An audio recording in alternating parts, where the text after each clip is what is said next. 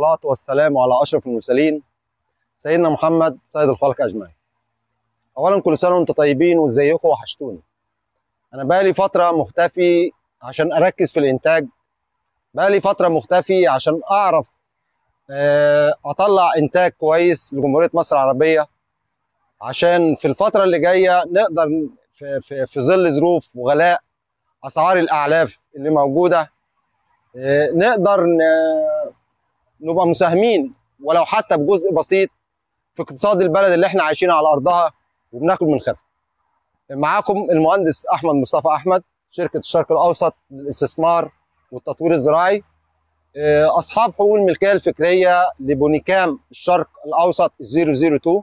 مهم جدا، انا وعدتكم اللي انا هظهر علشان اوضح الفرق ما بين بونيكام مصر، بونيكام الشرق الاوسط 002 المعتمد في وزاره الزراعه المصريه بقرار وزاري رقم 155 في شهر 3 2021، والفرق ما بينه وما بين البونيكام المهجن اللي جاي من بره، سواء الام جي 12 سواء الاف 1 سواء المنبثه سواء الماكسيمم، واخر حاجه حديثه دلوقتي الام جي 12.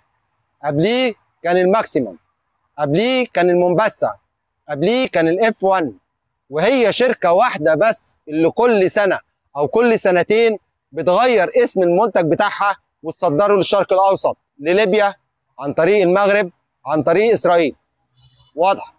طيب البونيكام المهجن اللي هو جاي لنا من بره غير مطابق لمواصفات المناخ بتاعنا. طب ايه اللي بيحصل؟ بعد 25 يوم من زراعته في الارض بيبدا يظهر في الساق من اسفل تحت، بيبدا يظهر في الساق من هنا، بيبدا يظهر اشواك بتاعت زعزوعه قصب السكر. فبعد 4 شهور تغذيه على البونيكام المهجن بيحصل ساين افكت للنبات للحيوان، بيحصل له التهابات شديده في المعده والتهابات شديده في الحنجره، بيحصل على نتيجه ان هو ممكن يحصل نفوق، ممكن يتوفاه الله. يعني فلما نشتغل صح ونشتغل على ارض الواقع صح نقدر نحدد احنا رايحين فين. طيب نبدا. انا جاي لكم هنا في الصوبه عشان اعرفك الفرق من اول الشتله وين انت هتروح تشتري شتله. بمعنى هتبص هتلاقي شتله البونيكام المصري 001 العود من تحت لونه احمر، العود من تحت لونه احمر، تمام؟ زي ما واضح كده. فين تقدر تعمل زوم؟ طب خلاص اوكي تمام. كام الثاني اللي هو بنقول عليه الدنيبه او الام جي 12، ما هو كله ورق سلكه. بتبص بتلاقي مفيش العود الاحمر ده موجود من تحت، لان هنا الفصائل عندنا من فصائل قصب السكر الاحمر مصري فرعوني يعني، والدي ان ايه بتاعه اثبت كده. لكن الثاني هتلاقي القماشه بتاعته او العود بتاعه من تحت لونه فاتح. طيب نتكلم احنا ازاي بنغذي على البونيكام. البونيكام لازم نعرف الاول الجدول بتاعه ايه، نعرف البروتين بتاعه قد ايه، نعرف الطاقه بتاعته قد ايه، عشان نقدر ندخلها في جدول الاعلاف بنسبه قد ايه. البونيكام عندنا ان هو بكل بساطه زي دايما ما بقولها لعملاء الشركه عندنا، كل ما البونيكام يبقى قصير اكله للعجل الصغير، كل ما البونيكام يطول ويبقى كبير اجله للعجل الكبير. في نظريه عكسيه، احنا عندنا هنا من فصائل قلنا قصب السكر الاحمر، اوكي؟ طيب في علاقه عكسيه ما بين الطاقه وما بين البروتين. كلما زاد الطاقه قل البروتين، وكلما زاد البروتين قلت الطاقه. فالنبات عندي كل ما طول، ما هو قصبيات، كل ما السكر فيه زاد يبقى البروتين فيه يقل. يعني عند 35 يوم بنصحه ان هو تديه للخيول، لان الخيول بتحب 8% بروتين وبتحب طاقه عاليه 4500، بيصل ل 4500 كالوري. لكن بالعجال الصغير انا بقول لك اديه قصير. ليه؟ لان الطاقه فيها تبقى قليله والبروتين فيها يصل لغايه 18%. طيب ايه تاني؟ البونيكام عندنا هنا مقاوم للافات، ما بيترشش حشري من ساعه نزوله في الارض، من ساعه يعني هو ممكن يعذبني اثناء مرحله الانتاج، يعني بيجي له صقيع، يجي له. فبدلني اعمل عمليه رفع مناعه ليه. اول ما ينزل في الارض ما بتجيلوش اعفان، ما بتجيلوش ندوات، ما بتجيلوش حمراء، ما بتجيلوش اي افات ولا بياض. فمعنى كده اللي انت دايما بتاكل نظيف، DHI زيرو. يبقى الفورج طب نعتمد عليه. احنا دايما بنقول في جدول الفورج 50% فورج كل ما هو ناتج اخضر، و50% بقوليات. احنا هنا في البوني كام قدرنا نوصل ل 70%. والسبب هقوله لك حالا اول ما اخرج من الصبح. هخرج من الصبح هعمل ستوب، وهخرج من الصبح اوضح لك بره ليه انا وصلت معاه لل 70%. ايه تاني؟ البونيكام ما بيعملش انتفاخات.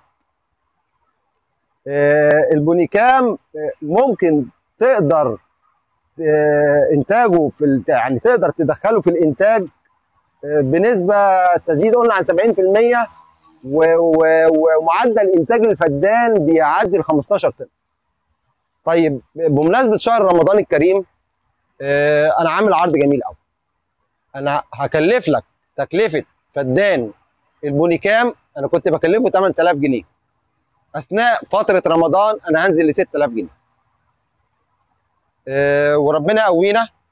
تكاليف الانتاج عاليه، تكاليف العماله عاليه، تكاليف الصوب عاليه، بس خلينا جزء مع ربنا.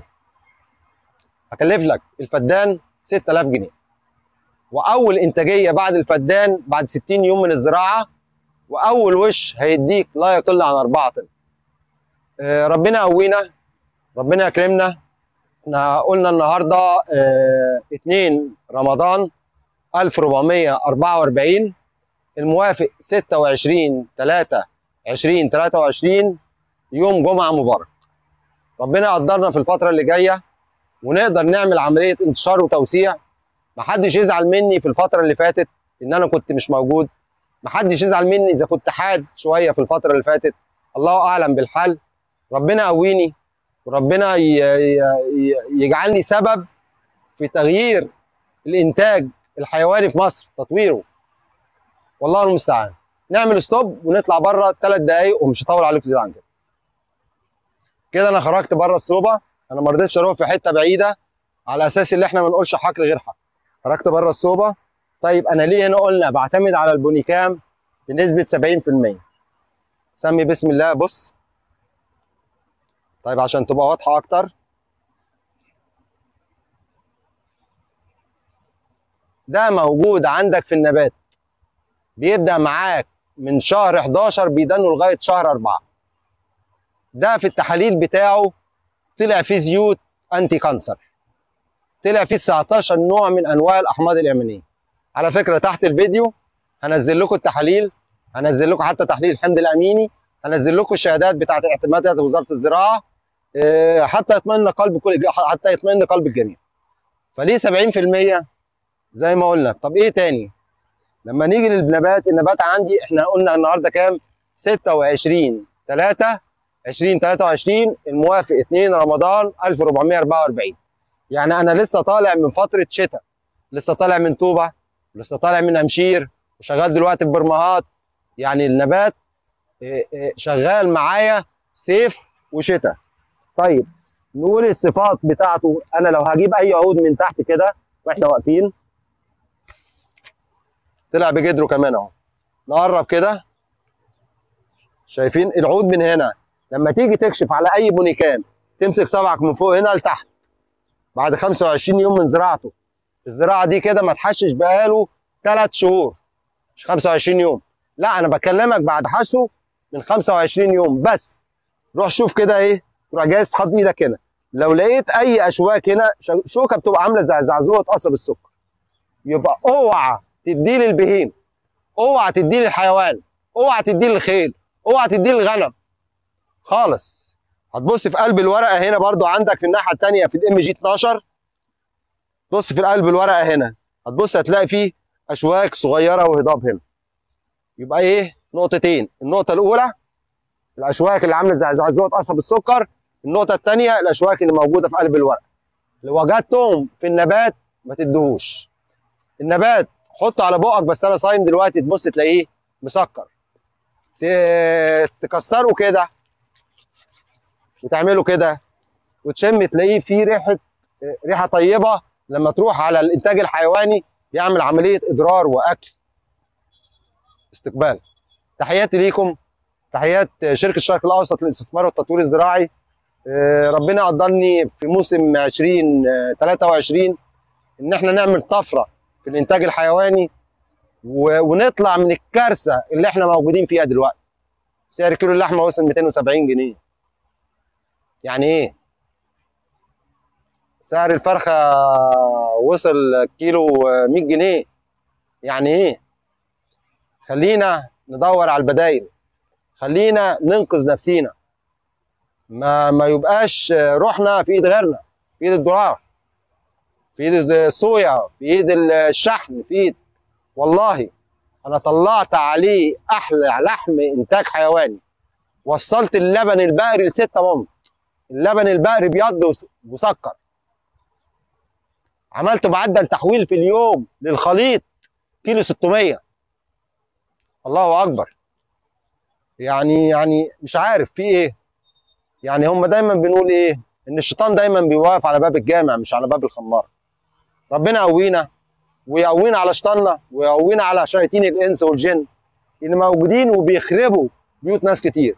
والله ناس كتير جدا اشتكت لي ان البهايم بتاعتها رقدت من كامل MG12. والله العظيم ورب وما اعبد.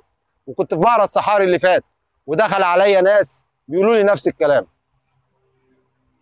الله المستعان على مكان. وربنا يقوينا على نفسنا وربنا يقوينا على اعداء الوطن. تحياتي ليكم مع تحيات الشرق الاوسط للاستثمار والتطوير الزراعي، المهندس احمد مصطفى احمد. السلام عليكم ورحمه الله وبركاته. السلام.